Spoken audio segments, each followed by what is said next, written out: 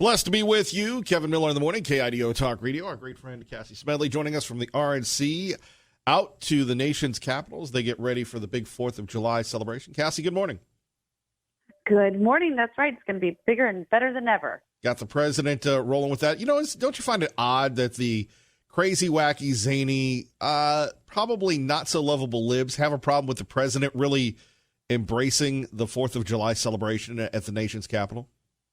Well, I think you hit it when you said they have trouble embracing the 4th of July celebration with the president. You can break down any part of that, and you can find something that they'll always have an issue with. And that's really something that's frustrating to so many people, and I think that's why it's fun that the president, some say, oh, he's trying to co-opt the National Mall celebration. He says, no, I'm adding to it. This should be the biggest celebration in the country, and I want to be there for it. So to each your own, I guess, but I think it's exciting. Well, and you think about historically, the president holds a party at the White House, and you have selected individuals there, about 100, 200, or what have you, and he hangs out on the Truman balcony. At least that's what presidents have done in the past.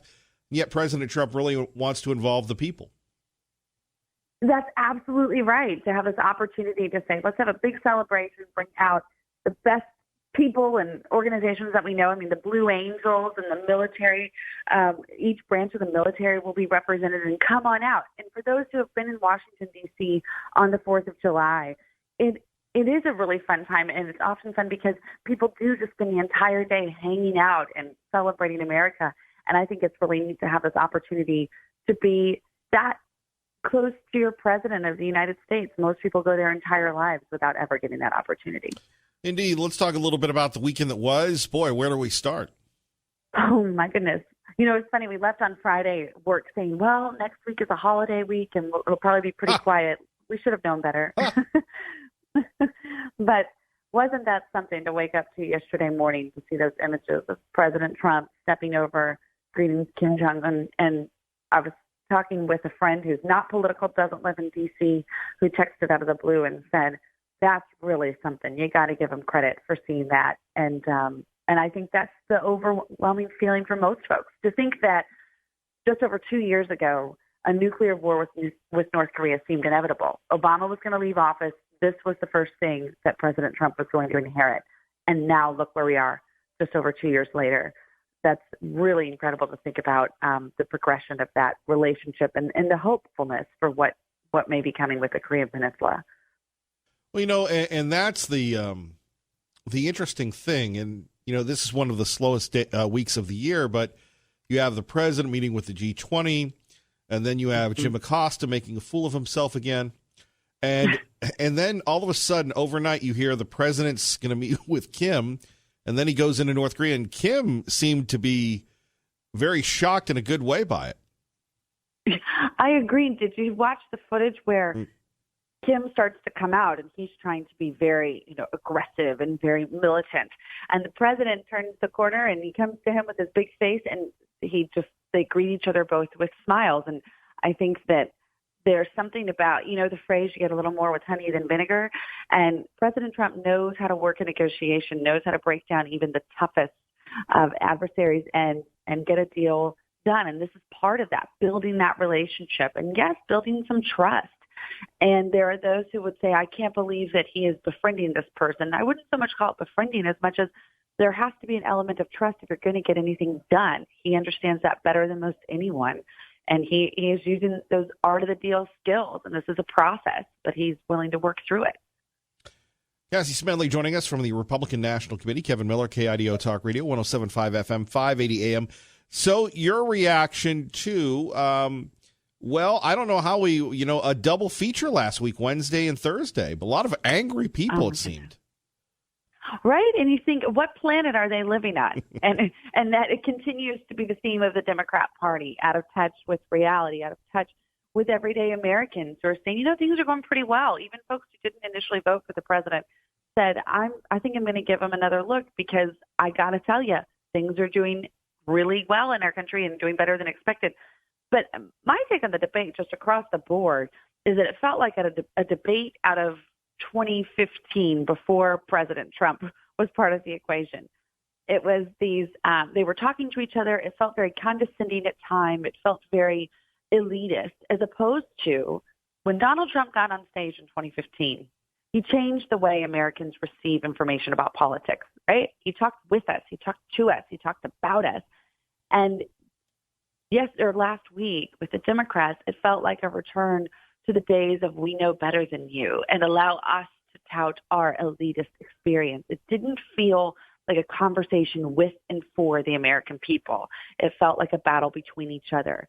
And that's why I'm not the only one saying it, but there are many who feel more confident than ever that President Trump will be reelected in 2020. That's just, they are so out of touch from a policy perspective and just even how a relatability perspective.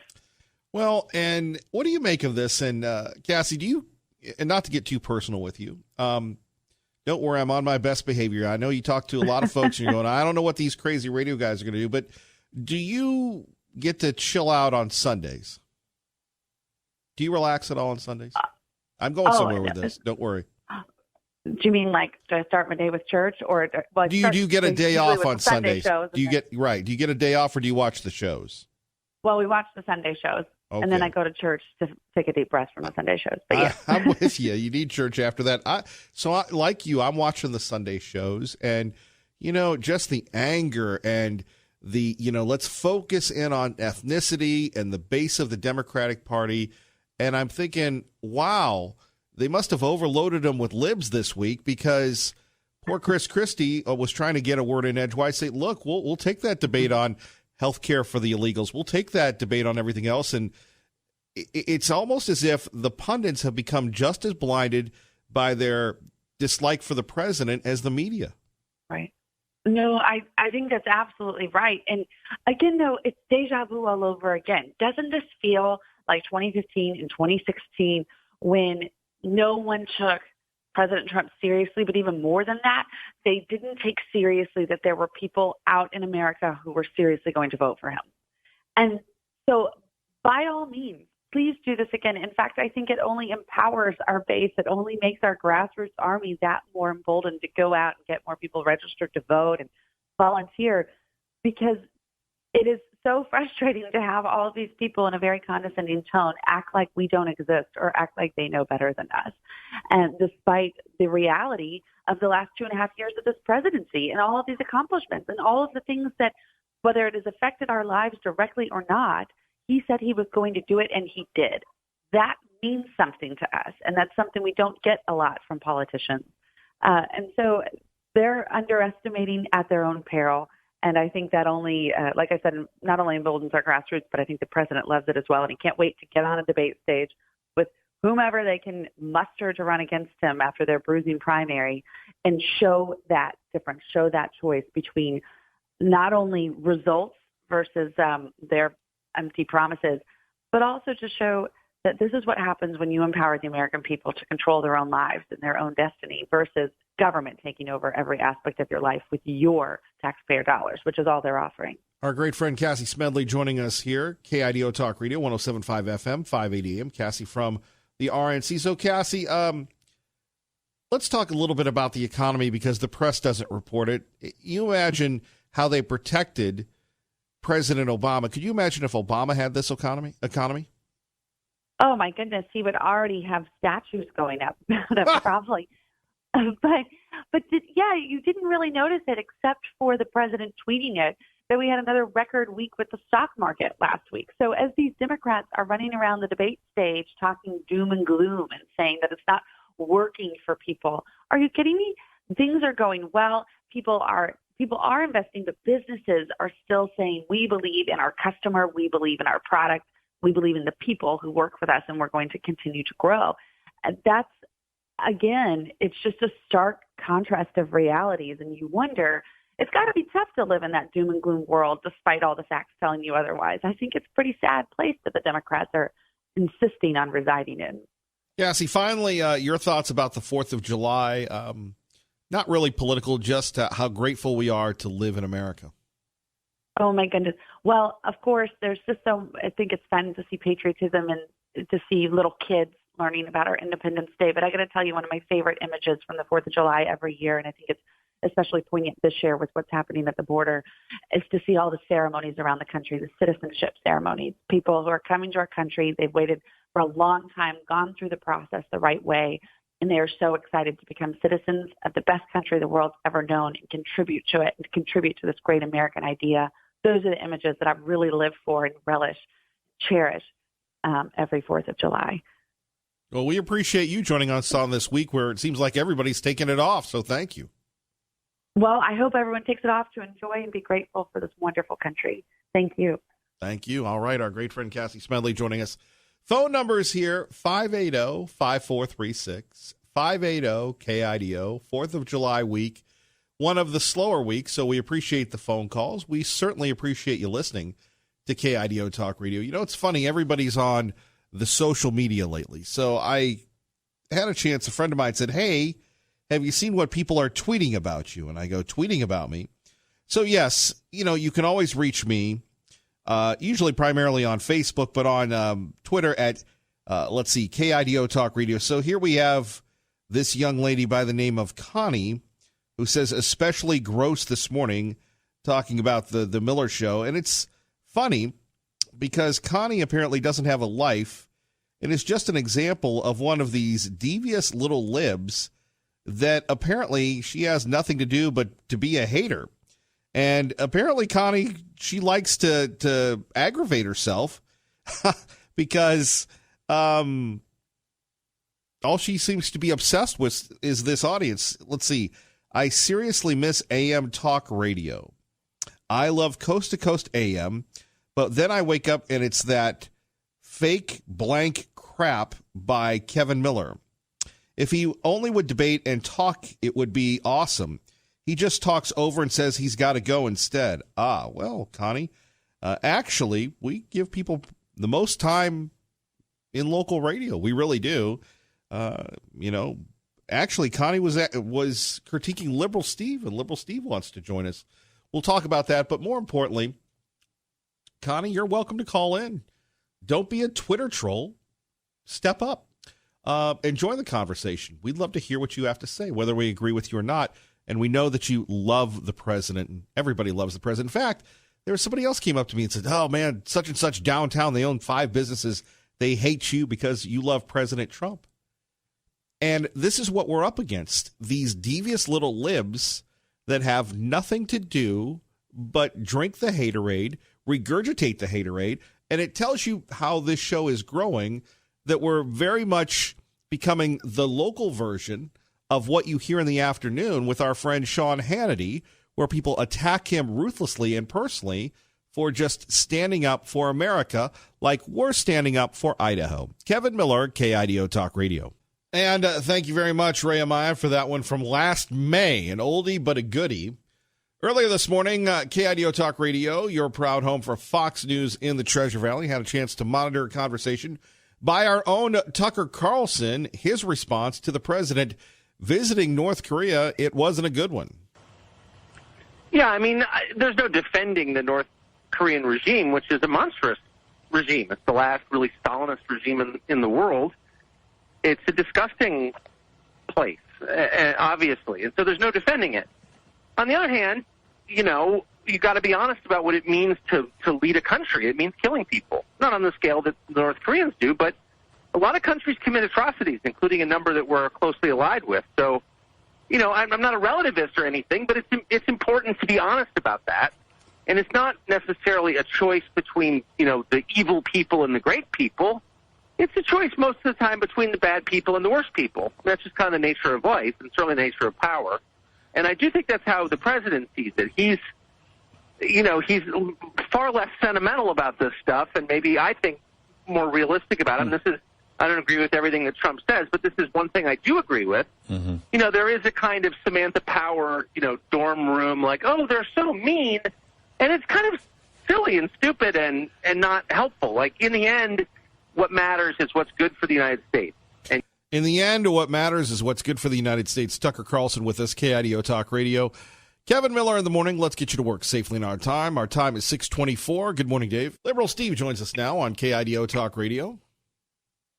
Good morning, America, and those of you listening overseas. Liberal Steve is here, never fear, to protect you from that miserable, muckraking Miller and his microphone. I am so proud of our president. crossing into the DMZ and crossing over into North Korea and having a little chit-chat with the mistletoe man. I'm proud of him. I think it's a big history-making deal, and I just wanted to say that. But I also wanted to get on your case. You told me last week when I said the Russians are more they accept LGBTs more than the Americans do, and then Putin came out this week and over the weekend saying, that they have no problem with the LGBT in their country and blah, blah, blah. And then Elton John came out and said, well, why did you cut this stuff out of your movie? So I just wanted to point that out, that I was wrong. Once again, I was right. You were wrong and you were right at the same time? Yes, because Putin cut that out of the movie. So I was a little bit wrong, but I was a little bit right. They are not down with the LGBTQ in Russia. They persecute them, they prosecute them. It's not a good scene for them in Russia. Oh, where do you read this stuff? Okay, stop. Let's stop talking about that, because you're wrong, and you're just going to spread stuff about the beautiful country of Russia that they're bad people, and they're good people. So let's not go there. You know what I want to see come back now with all the UFOs flying around? The X-Files. Because now they really got something to talk about, because we know they're out there. That'd be cool. Did you watch the X-Files? Did you like the X-Files? No, I didn't care for the X-Files. Oh, you didn't get down with the X-Files. That's too bad. Oh, that's sad. I was worried about what was happening to the country. Whatever happens to the country is going to happen. It's kind of like dying. You can take yourself out, but and think that you're still not on a calendar. But guess what? You were on a calendar to take yourself out. So everything plays into its own place. Does that make sense? I think you're a little off this morning. Hey, what's with Connie Monty Pawnee? She even mentioned you being lame. Me being lame? A sick parody, and that I need to pay you more money. Does she have the cojones? Because she sounds like she's got some cojones to write a letter, take the time. Was it a letter or an email? Oh, it's a tweet. Oh, a tweet. Tweet is old hat now. Snapchat is where it's at. Snapchat has been the thing for quite some time. Well, I got rid of my tweet, and the reason I did is because they can put porn on tweet, and all of a sudden you're scrolling through it, you're looking at porn. I can't believe that. Your own unique experience with porn. Well, yeah, I hang out with some weird people, let me tell you. But Connie, get a life, okay? We choose to discuss things back and forth. We don't hate. We just discuss. We debate.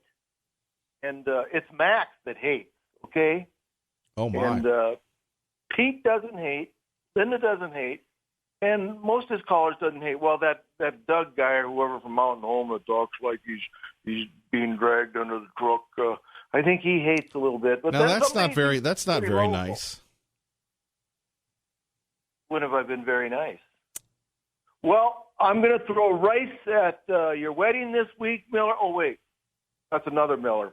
But you have fun. And Linda, if you want to really help us out, quit carrying a weapon because you're getting too old to have one. Stay fired up, Miller. Have a great day. Boy, Liberal Steve coming in hot. Kevin Miller in the morning. Phone number's 580-5436, 580-KIDO.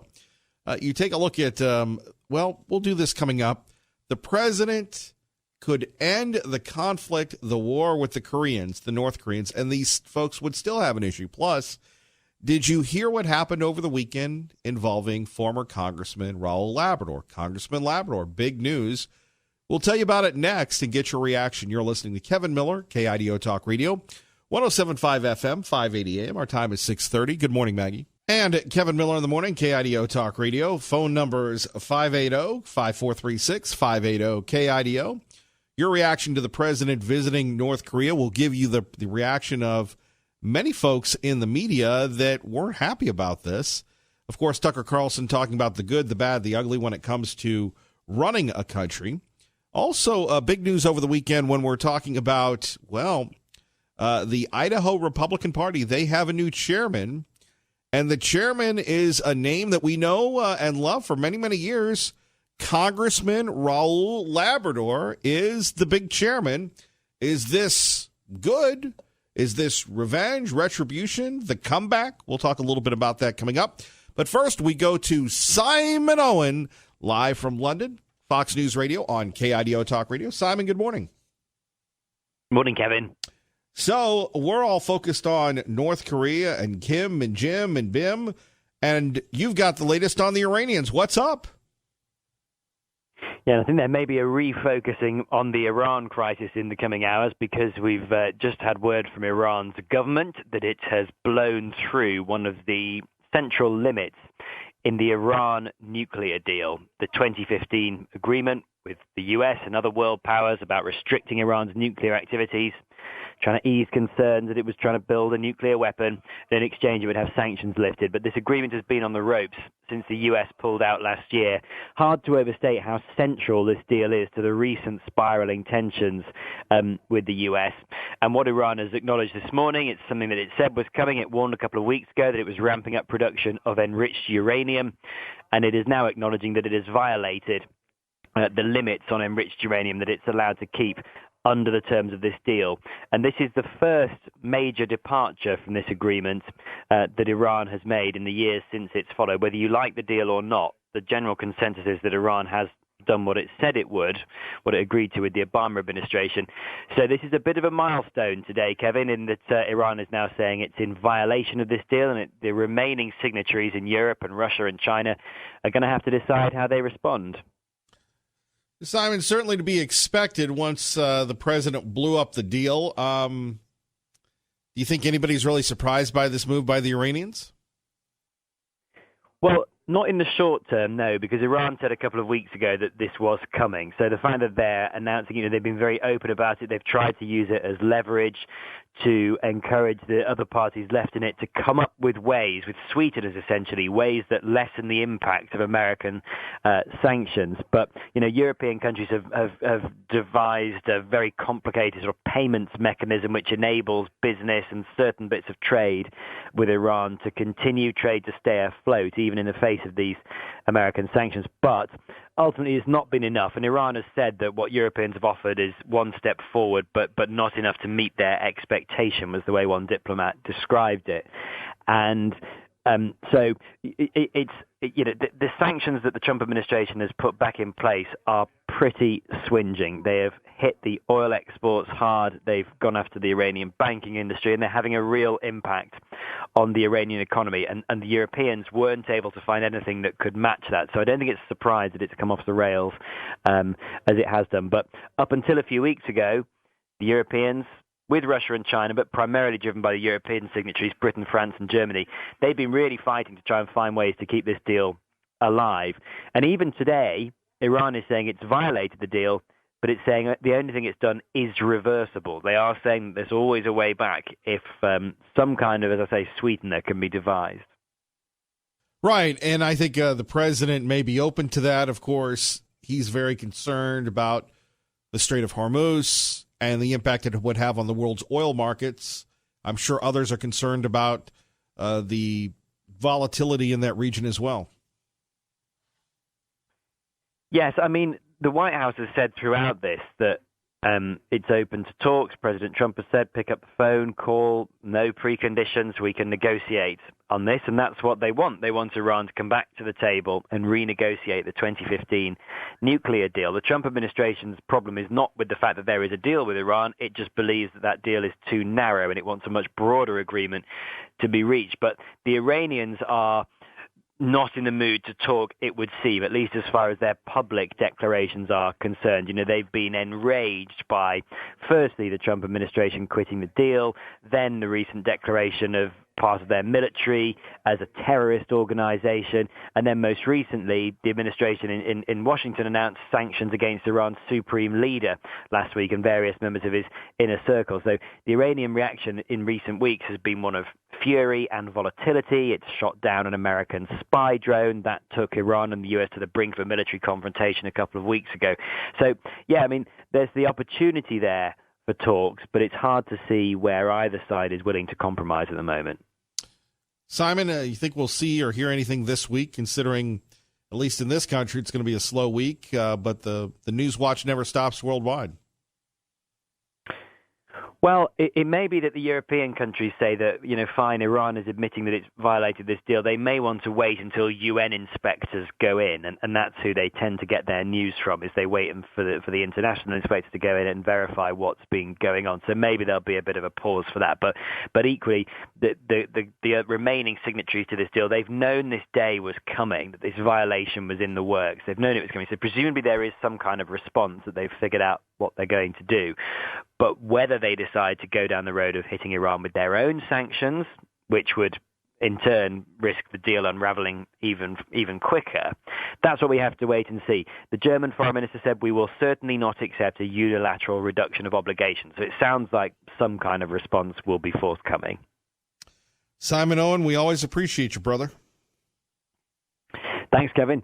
Thank you. Our great friend Simon Owen joining us.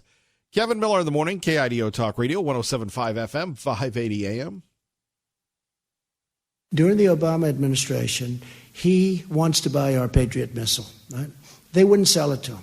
He wants to buy, even though he's a member of NATO, and in theory he could be an ally if he respected the president. He's got a big army, and they're fighters. Turkey's big fighters. And we're working on Idlib province together because he doesn't want to see 3 million people killed, and neither do I, in Syria. There we have it. The president on his allies, the Turks. Once again, going back and giving Obama the slap. Good morning, by the way. Thank you all for listening. Coming up, huge issue in Portland over the weekend. Antifa runs wild.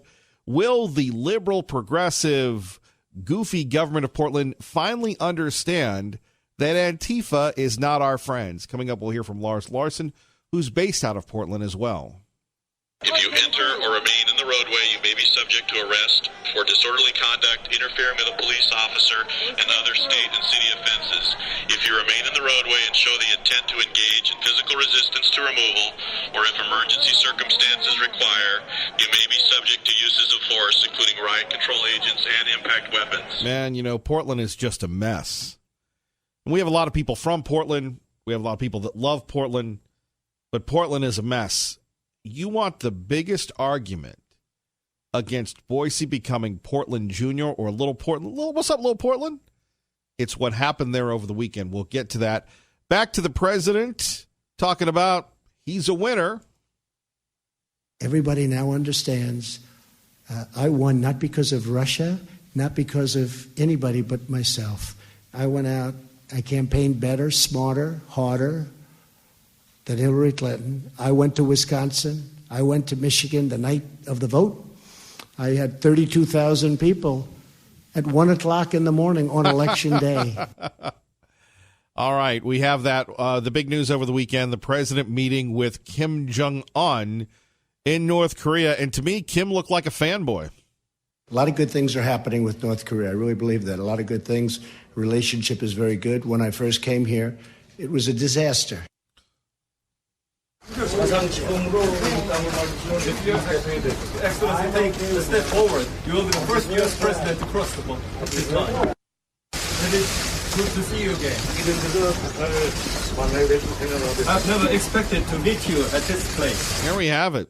Now, as someone that has a lot of life experience, as someone who understands the dangers of totalitarianism, that understands the dangers of Stalinist-like regimes, as someone who was told, like you were, about how deadly the Korean War was, the atrocities there, when you hear this, what goes on in your mind? It is good to see you again. I've never expected to meet you at this place. There you have Kim. Can we trust Kim? Are you down with the president meeting the Kim? 580-5436, 580-KIDO. Now, I'm sure our friend Sean Hannity will have more on this, but the Sunday shows could not believe their eyes and ears. Here we have the president of the United States meeting with Kim on North Korea. How dare he do this? How dare he do that? North Korea was fine. In fact, one of the analysts said, well, we were getting along fine with North Korea until Donald Trump came along. We were on the brink of war with North Korea. Yeah, and that was under President Obama. Even though there was no progress on the underlying denuclearization talks, is just restarting the talks a win? I don't know about win or lose, but what we do know is, as John just pointed out, this was the dramatic headline, the dramatic photo that President Trump wanted. He's a great showman. He pulled it off today. There's just no question about that. But when you're looking, first of all, politically and then substantively, politically, the president had it seemed like at first a successful meeting in Singapore with Kim Jong-un just about a year ago. That didn't seem to change his approval ratings one way or another. Good morning. So we had Singapore, we had Hanoi, and now we have a meeting at the DMZ, which, by the way, was much more than the handshake we saw. There were about 50 minutes of talks behind closed doors. Is there a plan here from the Trump administration as far as you can see, or was this just that, a photo op? Well, we're going to find out. The last two ended up looking as if they were photo ops in the end. We thought they could lead to something, but they didn't. The first one, having the summit, gave the president a boost that he had never gotten before. The highest job approval rating we ever recorded for the president came after that first meeting with Kim Jong-un. And I think in some ways, Willie, the president keeps trying to recapture that moment, with some other replacement shiny moment. And there we have it. So the president meets with Kim, doing his best to de-escalate the situation. And you have the press not giving the president his due. Well, that's where you come in next. 580-5436, 580-KIDO. The end of North Korea or a photo op, plus Raul Labrador. It's Raul's party now. We'll tell you what party it is next on your home for Hannity, KIDO Talk Radio. Rolling on the right side, Kevin Miller in the morning, KIDO Talk Radio. Never let it be said that there isn't a second act in politics. Over the weekend, the Republicans had their big convention where they picked a new Republican Party chairman. And I guess you had the Liberty people having a big convention as well. And it's funny. There should be somebody who should teach these folks like media outreach. The only reason why I knew about the Liberty thing is Tammy Nichols, Representative Nichols, came up to me and said, hey, man, all the Liberty people are going to be in town. In fact, I emailed Greg Pruitt, never heard back from him, from the Idaho Second Amendment Alliance. And I'm going, maybe we're on the outs with these folks. Well, okay. So there was a big Liberty convention, and then all of a sudden there was a big Republican convention. And at the Republican convention, they were trying to figure out who was going to replace the chairman of the GOP, Jonathan Parker, who stepped down because of family reasons. So you had on one hand Congressman Labrador, on the other hand State School Superintendent Tom Luna, both of those folks not in office currently. And Congressman Labrador won by 2 votes, 111 to 109. And for me, it's fascinating. You're going to say, well, Kevin Miller, you're really in the weeds on this one. No, not really. Because you have 2 intriguing political figures. Maybe people that are new don't understand that Tom Luna faced up to national attention. The national libs tried to get him. The local libs tried to get him. He worked very hard. People say, oh, Tom Luna, Mr. Common Core. Tom Luna was the steward of education over a very turbulent time. And a good guy. A beloved individual in Canyon County and throughout the state. Whether you agree with someone or not, personally, I think when you start personally attacking people, that's when you lose credibility. Okay? But that's just me. Then you have Congressman Labrador, who put it all his chips into the arena, ran for governor, lost, tough race. I think that he, Tommy Alquist, and Brad Little all thought they had won on that Tuesday morning, and only one, Brad Little, had left. A lot of hard feelings from Congressman Labrador, who aired those feelings on this program and through other places. You know, blaming the Republican Party for allowing opponents to lie about him. And saying, look, I'm going to go back to Idaho and hang with my family. Now he's back into the arena. And I think the Republican Party and all parties are good when you have people engaging in the process. But you wonder what the Republican Party will look like now. You have the conservatives saying, finally, we have control of the party. You have the establishment folks going, what happens now? And is this just a stepping stone for the congressman? As we pointed out in a blog post about 6 months ago, what he should do to get back into the arena. Could we see him run again for Congress? Could he take on Congressman Fulcher? Could we see him run again for Senate? Could we see the congressman take a run? Because the congressman answers to one person, and that is himself. You can ask the president of the United States that when it comes to Congressman Labrador. Does the congressman go after Jim Risch or Crapo or a rematch with Brad Little when it's one-on-one and there's no Tommy Alquist?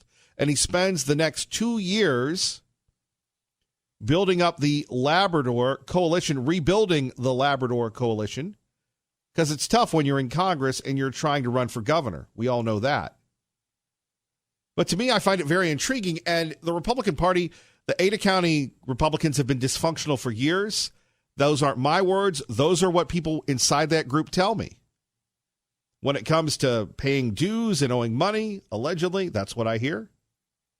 You have the state party that has had turmoil since its last director, Steve Yates, a friend of the program, who always had time for us, used it as a stepping stone to run for lieutenant governor. But one thing about Steve Yates is he worked and worked and worked. You go back to Norm Semenko, Barry Peterson, maybe I'm leaving somebody out, Steve Yates, Jonathan Parker, and now Congressman Labrador.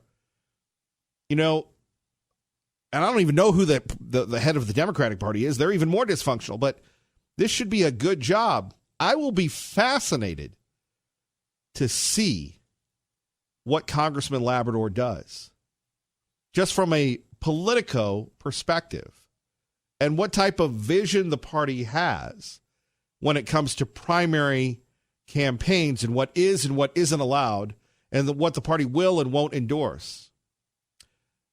Stay tuned. 6:58, Kevin Miller in the morning, traffic and weather together on KIDO Talk Radio. Good morning, Dave.